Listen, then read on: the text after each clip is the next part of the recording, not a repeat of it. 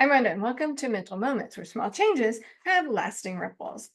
This week, been talking about applying self-rational counseling skills to a bad haircut. Now, I'm used the model of the ABC model, and I included in the description how to find that video series on where emotions actually come from. And I also have courses on where emotions actually come from to lead people through the ABCs of emotion. Now, if somebody's taken my courses or worked with me in therapy, this is familiar stuff. And I've been using these skills for about 15 years. And this weekend, I had a bad haircut. So it gave me an opportunity to go, oh, wow, I can actually use this as a teaching moment. So today, I'm going to talk about one of the mental mistakes that I made in my ABC. So in the B, the beliefs, my thoughts about; the A, my bad haircut. And as I talked about in the first episode, it's not really a bad haircut because technically she didn't mess up too badly. She didn't, leave my bangs up to here, for example, or cowlicks sticking up, or, this asymmetrical do. No, she didn't do any of those things. Technically, she cut my hair and styled it. Well, I don't know about style, but she cut it. And she didn't make mistakes in cutting it. It was just an unwanted hairstyle. Okay, so today I'm going to talk about the Lucille Ball effect. Now, that kind of aged me. Now, if you don't know Lucille Ball, she made a career out of mental mistakes, in particular, the nonsense argument. Okay, what is a nonsense argument? Okay, imagine for a moment that you're walking across the street, and along comes a car, and it runs over your foot. Ow. Okay, now would you argue with me when I said the car running over your foot caused you to have a broken foot? Well, no, because the car ran over your broken foot. There you go. Or you come in the morning and you find milk all over the counter from when your 6-year-old decided to make cereal. And yeah, you're like, the kid making cereal spilt the milk all over the place. Okay, so, okay, that thing happened and caused this other thing. That is 100% true. Now, where we make the mistake in is crying over the spilled milk. So I can be upset about my foot and go around going, telling everybody, I broke my foot, that car broke my foot, that car did that, he broke my foot, oh my God. Or I can go to the emergency room. Or like the mother with the mess all over the counter of milk, I can, go, ah, or I can clean up the milk. Or have the kid clean up the milk or something along those lines. Or here, kitty, kitty, kitty. In other words, a nonsense argument is this thing did happen and it caused this other thing. And then we are now upset about it, but our upset is just kind of spinning our wheels. We're not going to get anything done. So in this case, she cut my hair. It was what I said was a bad haircut. It wasn't technically, it was an unwanted new style.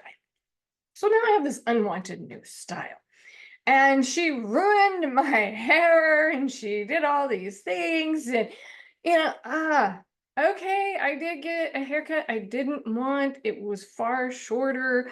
All of these things. Now, is my hair ruined? No. There are times you can ruin your hair with perms and, chemicals and all that. So she didn't ruin my hair. She didn't do any of these things. And she didn't cause me to be upset. Of course, it's my thinking about this new unwanted hairstyle that caused my upset. So the bottom line is, I went to a hairdresser. I got a cut. Her cut wasn't anywhere what I wanted.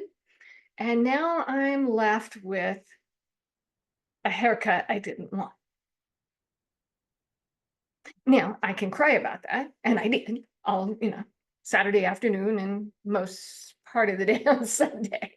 She ruined my hair. What is she, blind? I'm never going back to that hairdresser. And I'm not. Seriously not. However, she didn't ruin my hair. She didn't do any of those things. She gave me a haircut I didn't want, and now I'm stuck with it. I even looked up wigs, I'm telling you. So when something happens that causes a thing, that's true. And then we got two options. We can either fix that thing or we can cry over that thing. When we realize that, we can get to work on the solution. And what is the difference between those? Let's think for a moment of she ruined my hair, she did all these horrible things. And what's the emotion there? I'm sad, I'm upset, I'm almost to tears, I'm angry. How dare she do this to me? I'm all that. And just, how she did this bad, she'd be ashamed of herself, blah, blah, blah, blah, blah. Well, boy, did I say it all. Because I was totally in an irrational space. So how did I feel? Almost to tears. I was angry. Oh, my poor husband, after a point in time, he just kind of said, I'm going away. And then I was like, oh, I really got to get on top of this thinking. Or, you know what? I got an unwanted haircut. This is a new style I didn't want. It's much shorter than I had anticipated. I am not happy with it, but for a few weeks and maybe probably a good few months, good months, probably another 6. Yeah, I'm going to have to deal with this new hairstyle.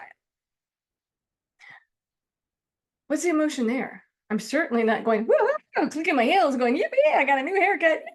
No, nowhere near that, because there's no way I'm going to be happy about this. No way whatsoever. I'm not happy with this haircut at all. So, but the difference is when I'm like, I got an unwanted haircut, and for the next few weeks to several months, maybe as long as 6 months, I'm going to have to deal with this. Much more neutral. And it actually puts me in a space to figure out, and what am I going to do about this? Which I will talk about towards the end of this series. So if you like this video, and please subscribe and hit like, and stay tuned for the next exciting episode of using rational self-counseling skills in the ABC model on a bad haircut. Thank you.